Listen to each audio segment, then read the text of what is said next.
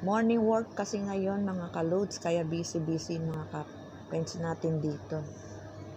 Nag-i-standby lang ako dito kasi nag-iintay tayo ng sasakyan.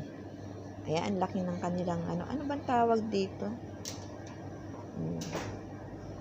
Ibang klaseng to melon. Ayan. Ang avocado, yan. Yan. Buti na lang payag sila dito na magkukuha ako ng kasi sorry naman na natin sila. Yan ang dates. Wow.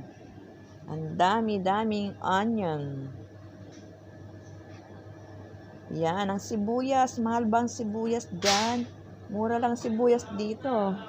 Kaya magsibuyas na kayo. Yan, ang bawang. Ganyan din. Mura din ang bawang.